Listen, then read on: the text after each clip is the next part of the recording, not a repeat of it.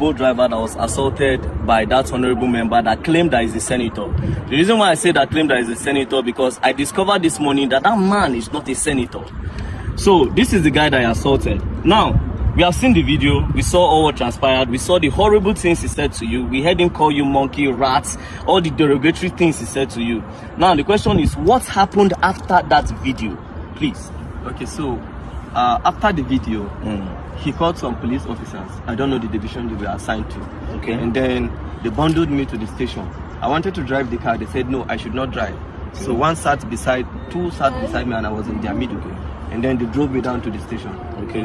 When they drove me down to the station, they said I should go inside. I had calls. They didn't allow me to take my calls. Okay. So they were not asking what happened. They didn't ask me. They were asking people that were not there, the police officers. And then the police officer quickly said, I went to Honorable's house and I was fighting the Honorable. I kept mute. Did you show them the video? I have not shown anybody the video as at that time. Okay. They've not even the security person that came to bear witness as at that time have not seen the video.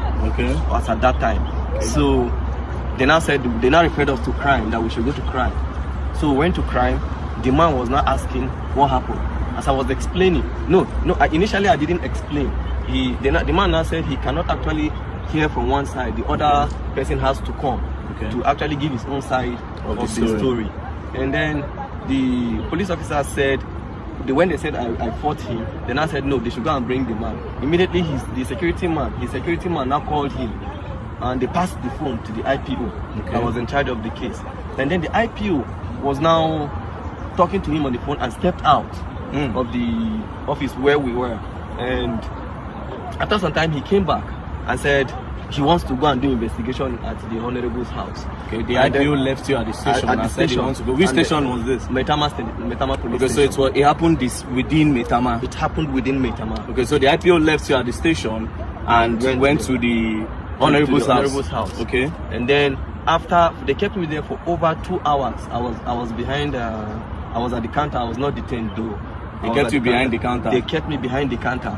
And then after 2 hours plus, he came back.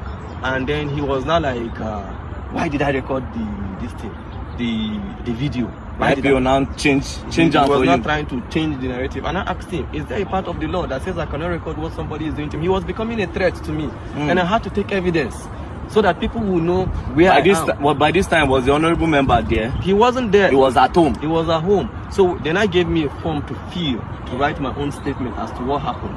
As I was writing, the honorable I came. And then when he came, he started talking and he was shouting. Even at the station? Even at the station. He was calling you names? Calling me names. Like, I still kept mute and I was looking at him.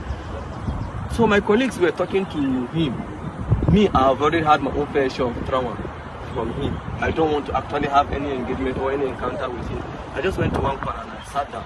And I was listening to everything he was saying. All the names he was calling me. You common boat driver, you're a poor man, you have pride in your poor, you have this, you have that. I kept mute. I said, so the problem you have now is a poor man cannot speak, that I'm in Nigeria and I shouldn't be treated as a foreigner in this country, as I'm from Delta State and I cannot be treated, I cannot have you treat me like a foreigner in my own. Now, when did you leave the station? I left the station at about, I think some minutes to 3 or so. Where is your car? My car is still at the station. So the police collected your car? They collected my car. And you left the station this morning? Yeah, I left the station. Was the honorable member detained? He wasn't detained. They let him go? They let him go. That's really, really sad. Now, I want to ask you a question. The woman that sent you that message, do you know her name? I didn't know her name per se. Do you know her business name?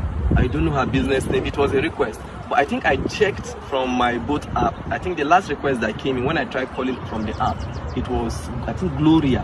Gloria? Yeah. Because she said something in that video. She said something like, and do you know who he is? She was also supporting him. That's why I'm asking you that if you know who she is. Now, what did you go and deliver to him?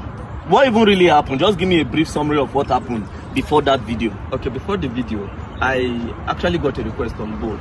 Okay. Right? I was closing already because I needed to resume work this morning at 8:30. Okay. So I was closing at 9:10. I said, let me just quickly go home so that I can have enough rest. So I got this request to Maitama. I felt it was a normal request. And then she told me, no, that it's not a request, that I'm picking something up from a garden.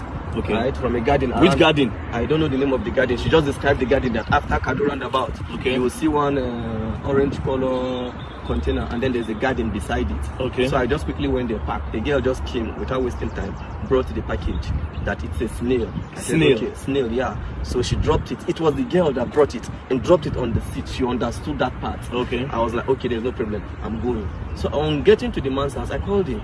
Okay, I'm at your gate. And I said, okay, I should give it to the security man. They gave it to the security man. The security man explained where the house address is. So I drove down to the house. On approaching, I called the man again. I said, Oga, I'm here. He now said, I'm not here. That if you are here, I will see you. So I drove. He now said I should park beside one car. When I parked beside the car, I saw him. But I didn't know he was the one. So I saw him seated few meters away from my car. So I greeted, good evening, sir.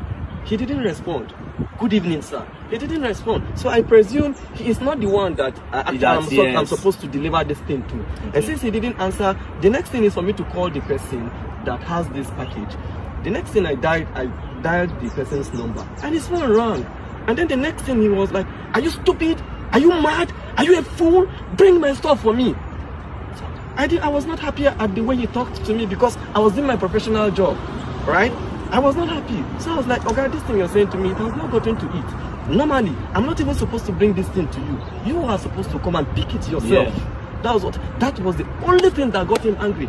You're asking me to come to your car to pick my stuff? Are you okay? Do you know who you're talking to? It's okay. I can see the anger on your face, don't worry. The truth is that Nigeria is for everybody. Nigeria is not for one person. If an honorable member will be treating people like this, then just imagine what the president supposed to do.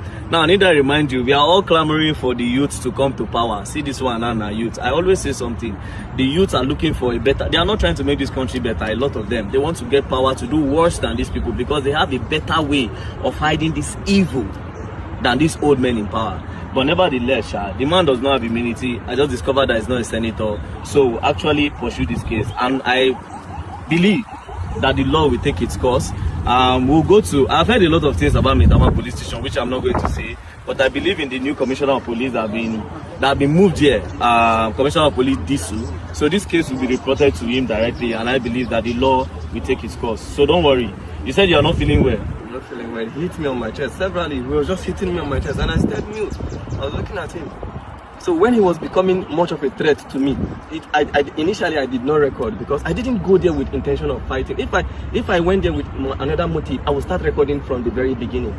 It was when he was becoming a threat, when he said he would pay 50 million naira and then they would delete me. And look at me, this orchid. He was just calling me all sorts of names. And you pay 50 million and they will delete you. He would pay 50 million naira to somebody, to people, and then they would kill me and nobody would say anything. And when I noticed he was actually, this thing is becoming what I never expected, I quickly brought out my phone and you recorded. And I started recording. Don't worry, we'll go and write a petition and we'll take it up. Oh, Allah, more they go.